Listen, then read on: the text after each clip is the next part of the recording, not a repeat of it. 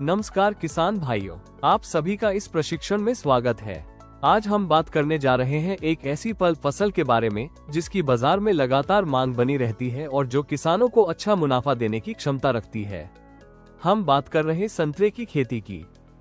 इस प्रशिक्षण में हम संतरा की खेती से जुड़ी हर महत्वपूर्ण जानकारी को आसान भाषा में समझेंगे, जैसे जलवायु, मिट्टी, खेत की तैयारी, पौध चयन, रोपण, सिंचाई, उर्वरक, कीट और रोग नियंत्रण, कटाई और बाजार तक की पूरी प्रक्रिया। आदर्श जलवायु और तापमान। अब हम बात करते हैं जलवायु और तापमान की। संतरा की खेती उपोष्णकटिबंधीय जलवायु में सबसे अच्छी होती है। इस फसल के लिए 20 से 30 डिग्री सेल्सियस तापमान आदर्श माना जाता है। पर्याप्त धूप मिलने से फल का रंग और मिठास बेहतर होती है। अत्यधिक गर्मी और अधिक ठंड दोनों ही पौधों की वृद्धि को प्रभावित कर सकते हैं।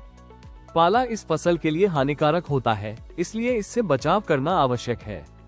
संतुलित जलवायु में पौधों की वृद्धि और उत्पादन दोनों बेहतर होते हैं।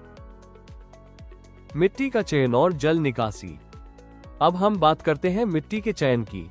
संतरे की खेती के लिए गहरी, उपजाऊ और अच्छी जल निकासी वाली दोमट मिट्टी सबसे उपयुक्त होती है। ऐसी मिट्टी में पौधों की जड़ें अच्छी तरह विकसित होती हैं और पौधे लंबे समय तक स्वस्थ रहते हैं। खेत में पानी का ठहराव नहीं होना चाहिए, क्योंकि इससे जड़ों में सड़न की समस्या हो सकती है। मिट्टी में पर्याप्त मात्रा में जैविक पदार्थ होना भी बहुत आवश्यक है। खेती शुरू करने से पहले मिट्टी की जांच करवाना लाभकारी होता है। इससे पोषक तत्वों का सही संतुलन बनाए रखने में मदद मिलती है। मिट्टी पीएच प्रबंधन। अब हम बात करते हैं मिट्टी के पीएच प्रबंधन की। संतरे के लिए मिट्टी का पीएच 6.0 से 7.5 के बीच होना चाहिए। इस स्तर पर पौधे पोषक तत्वों को प्रभावी रूप से अवशोषित कर पाते हैं। यदि मिट्टी अधिक अम्लीय हो तो उसमें चूना डालकर सुधार किया जाता है। यदि मिट्टी क्षारीय हो तो जिप्सम का उपयोग किया जाता है। संतुलित पीएच बनाए रखने से पौधों की वृद्धि अच्छी होती है और उत्पादन बढ़ता है। मिट्टी की नियमित जांच से उसकी उर्वरता लंबे समय तक बनी रहती है। खेत की तैयारी और जुताई। अब हम बात करते हैं खेत की तैयारी की। खेत को अच्छी तरह जोतकर भुरभुरा और समतल बनाया जाता है। इसके बाद 60 × 60 × 60 सेंटीमीटर के गड्ढे तैयार किए जाते हैं। प्रत्येक गड्ढे में सड़ी हुई गोबर की खाद और मिट्टी का मिश्रण डाला जाता है। गड्ढों को कुछ दिनों तक खुला छोड़ने से कीट और रोगाणु नष्ट हो जाते हैं। अच्छी तरह तैयार खेत में पौधों की जड़ें तेजी से विकसित होती हैं। ये प्रक्रिया उत्पादन को बढ़ाने में महत्वपूर्ण भूमिका निभाती है।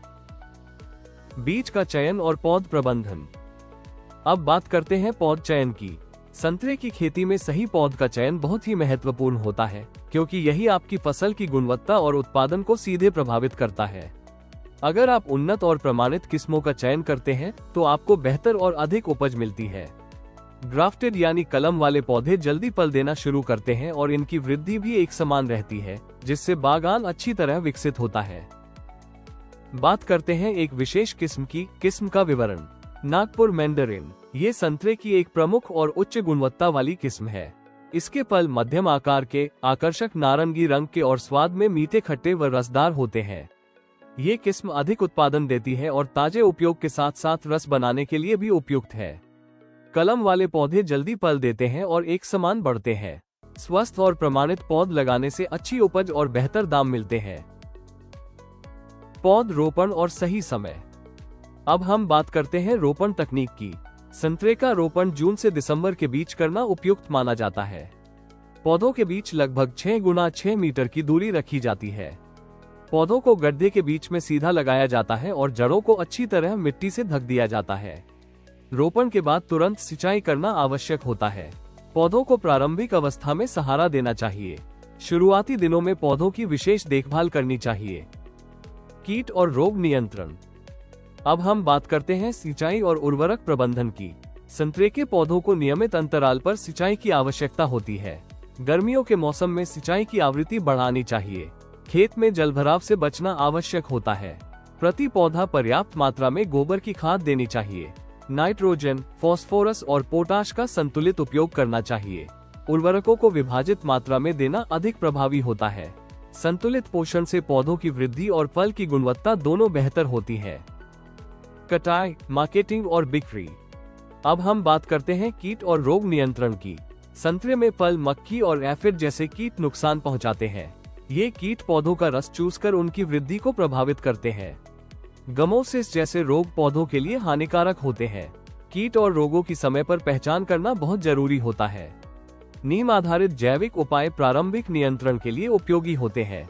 एकीकृत कीट प्रबंधन अपनाने से नुकसान कम किया जा सकता है। कटाई, मार्केटिंग और बिक्री। अब हम बात करते हैं कटाई और उत्पादन की।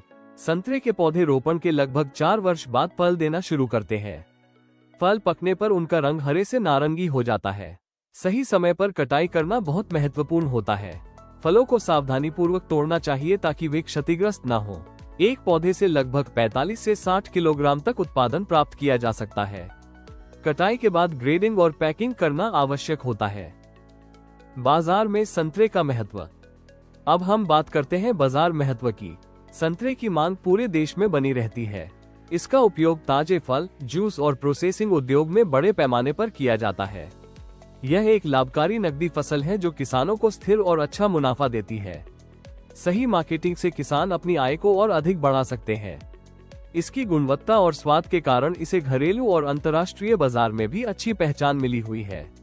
प्रोसेसिंग इंडस्ट्री में बढ़ती मांग के कारण इस फसल की व्यावसायिक संभावनाएं लगातार बढ़ रही हैं। अगर आप संतरा या किसी भी फसल के उच्च गुणवत्ता वाले पौधे, बीज या उर्वरक खरीदना चाहते हैं, तो नेक्स्ट जेन फार्म ऐप आपके लिए एक बेहतर विकल्प है। ये गूगल प्ले ऐप स्टोर से डाउनलोड कर सकते हैं। डाउनलोड करने बाद सीधा साइन अप करें और बस अपना मोबाइल नंबर डालकर लॉगिन कर लें। होम पेज पर एग्री स्टोर का आइकन दिखेगा, उस पर क्लिक करें। फिर व्यू प्रोडक्ट्स बटन दबाएं। यहाँ आपको सभी फसलों के बीज अलग अलग वैरायटी में और सही मात्रा में मिल जाएंगे। उसी के साथ खाद, उर्वरक, कीटनाशक, फसल संरक्षण उत्पाद आदि आपको मिल जाएंगे। और सबसे खास, अब अपनी उपज का ताज़ा और सही दाम नेक्स्ट जेन फार्म ऐप पर APMC के माध्यम से देख सकते हैं।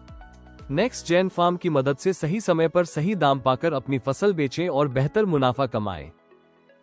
धन्यवाद किसान भाइयों। आशा है ये जानकारी आपको सही निर्णय लेने में मदद करेगी और आपकी खेती को और अधिक लाभदायक बनाएगी। जानकारी का सही इस्तेमाल करें और सफलता पाएं।